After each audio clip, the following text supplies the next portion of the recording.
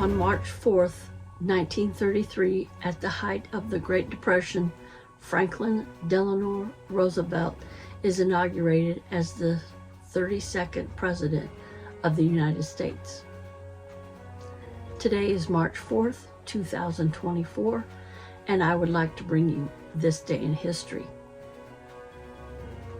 In his famous inaugural address delivered outside the East Wing of the U.S. Capitol, Roosevelt outlined his New Deal and expansion of the federal government as an instrument of employment opportunity and welfare,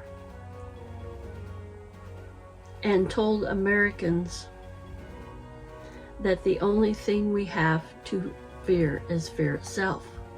Although it was a rainy day in Washington and gusts of wind blew over Roosevelt as he spoke, he delivered a speech that radiated optimism and competence, and a broad majority of Americans united behind their new president as his radical economic proposal to lead the nation out of the Great Depression. Born into an upper-class family in Park Hyde, New York in 1882, Roosevelt was the fifth cousin of Theodore Roosevelt, who had served as the 26th U.S. President from 1901 to 1909.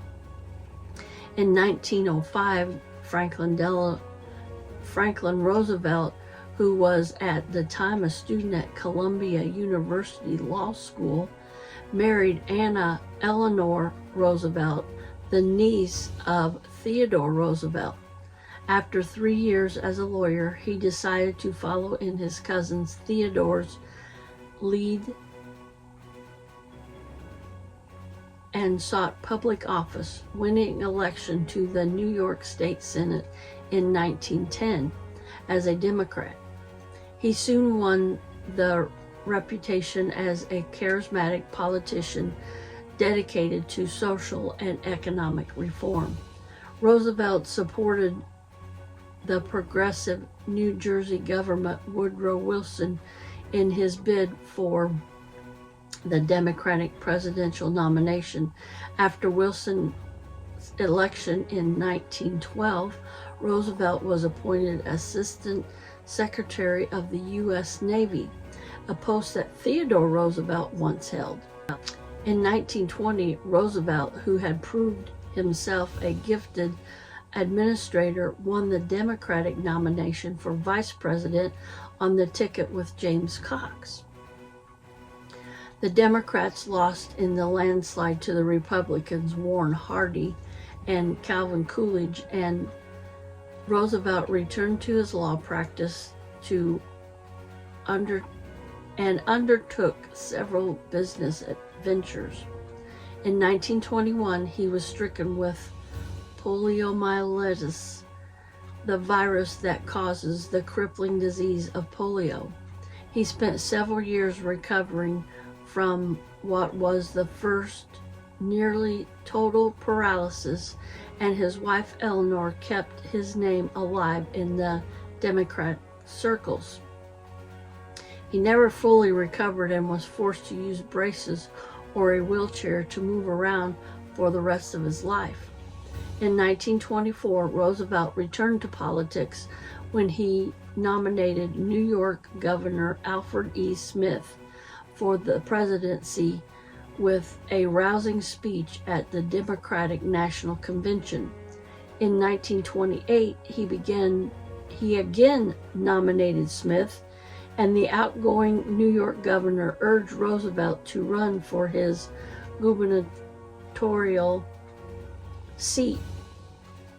Roosevelt campaigned across the state by automobile and was elected, even as the state voted for Republican Herbert Hoover in a presidential election. As governor, Roosevelt worked for tax relief for the farmers, and in 1930 won a resounding electoral victory as the economic recession brought on by the November 29th stock market crash was turning into a major depression. During his second term, Governor Roosevelt mobilized the state government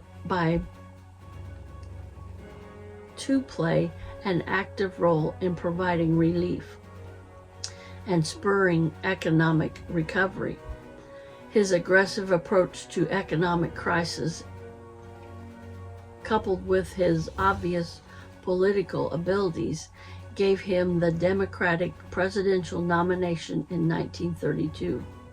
Roosevelt had no trouble defeating President Herbert Hoover, who many blamed for the Depression, and the governor carried all but 6 states. During the next 4 months, the economy continued to decline, and when Roosevelt took office on March 4, 1933, most banks were closed, farms were suffering, 13 million workers were unemployed, and industrial production stood at just over half its 1929 level. Aided by a Democratic Congress, Roosevelt took prompt, decisive action, and most of his New Deal proposals, such as the Agriculture Adjustment Act, National Industrial Recovery Act, and the creation of the Public Works Administration and the Tennessee Valley Authority, were approved within his first 100 days in office. Although criticized by many in the business community, Roosevelt's progressive legislation improved Americans' economic climate, and in 1936 he easily won re-election. During his second term, he became increasingly concerned with Germany and Japan's aggression, so began a long campaign to awaken Americans from the isolationist slumber. In 1940, with World War II raging in Europe and the Pacific, Roosevelt agreed to run for an unprecedented third term. Re-elected by Americans who valued his strong leadership, he proved a highly effective commander-in-chief after the December 1941 U.S. entrance into the war. Under Roosevelt's guidance, America came, in his own words, the great arsenal of diplomacy, and succeeded in shifting the balance of power in World War II firmly in the Allies' favor. In 1944, with the war not yet won, he was re-elected a 4th term. 3 months after his inauguration, while resting at his retreat at Warm Springs, Georgia, Roosevelt died of a massive cerebral hemorrhage at the age of 63. Following a solemn parade of his coffin through the streets of the nation's capital, his body was buried in a family plot in Hyde Park. Millions of Americans mourned the death of a man who led the United States through 2 of its greatest crises of the 20th century, the Great Depression and World War II. Roosevelt's unparalleled 13 years as president led to the passing of the 22nd Amendment to the U.S. Constitution, which limited future presidents to a maximum of 2 elected terms in office. Now I'd like to bring you yet another This Day in History. On March 4th, 1952, the future actor and future President Ronald Reagan marries his second wife, actress Nancy Davis. The couple were wed in Los Angeles at the Little Brown Church in the Valley. Nancy Davis, whose real name is Anne Frances Robbins, met her husband in 1952. MGM Studios signed her to a contract and billed her as Nancy Davis for her first screen role in the film Shadow on the Wall. The two met in 1951 while Reagan was serving as a president of while Reagan was serving as president of the Screen Actors Guild, SAG, and Nancy was embroiled in an effort to remove her name from the notorious McCarthy-era Hollywood blacklist of possible communist sympathizers. The list actually referred to another actress of the same name, but it was preventing Davis from finding work, so the future First Lady contacted Reagan to see if, as SAG president, could help her clear up the confusion. The two fell in love and were married 1 year later. Their first child, Patricia, was born 7 months after the wedding. In 1957, the couple appeared together in Hellcats of the Navy, but after their son Ron was born the following year, Nancy left acting to become a full-time wife and mother. Meanwhile, her husband's political career took off, and he became governor of California in 1967, a position he held until 1975. In 1980, he became president, serving 2 terms. For her part, Nancy embraced the role of governor's wife and later First Lady. Though thought of as America's first couple, the Reagans appeared to embody traditional American values. Their appeal reflected America's love affair with movies and the actors in them. Americans ate up images of Ronald and Nancy's public expression of sincere devotion, and they were often photographed together on their ranch in California or dancing in each other's arms at state functions. Nancy placed her husband at the center of her life. "My life really began when I married my husband," she once reminisced. Speaking of Reagan, she said, "I could be the wife I wanted to be. A woman's real happiness and real fulfillment come from within the home with her husband and children." She nursed him while he recovered from a serious gunshot wound inflicted by a would-be assassin in 1981, and he stood by her when she underwent a mastectomy for breast cancer in 1987. Shortly after leaving office, Reagan was diagnosed with Alzheimer's disease, and the ever-devoted, stalwart Nancy took care of him until his death in 2004 at the age of 93. Nancy died in 2016 at the age of 94. On March 4th, 1966, an offhand John Lennon comment appears in the London Evening Standard.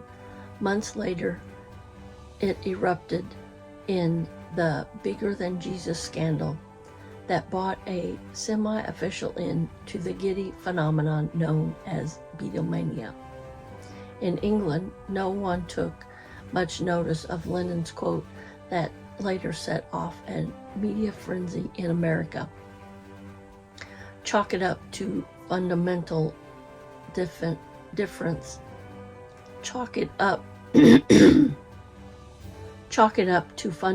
differences in religious outlooks between Britons and Americans, or a fundamental difference in sense of humor.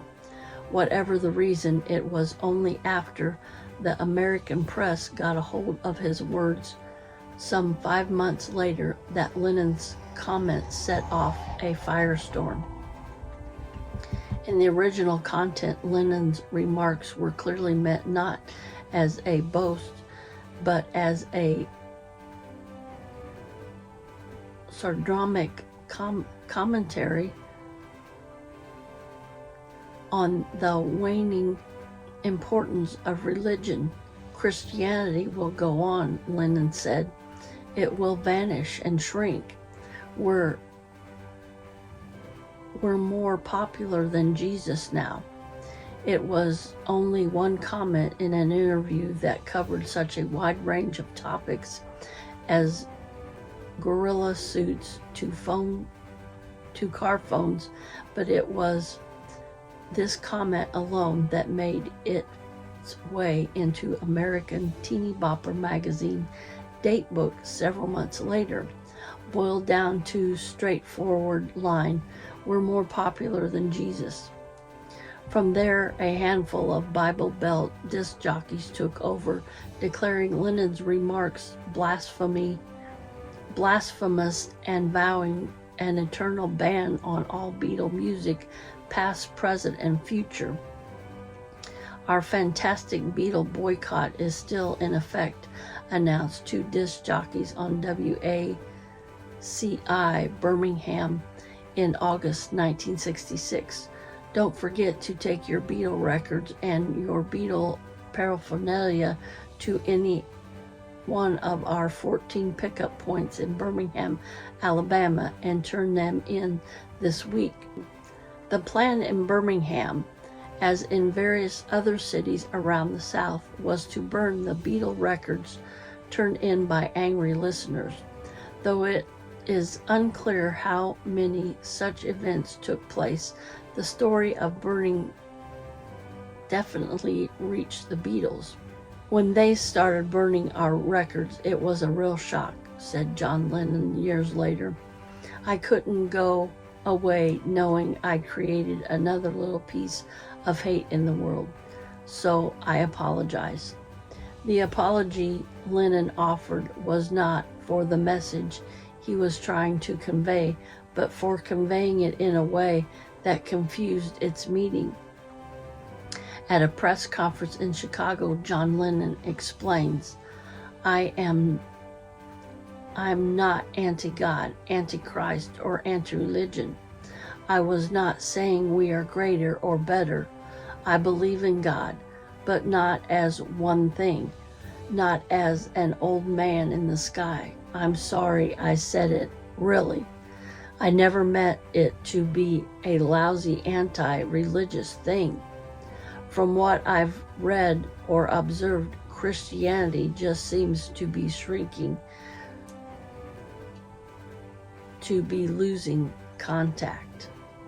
I want to thank you for watching today, and as always, stay safe and stay blessed.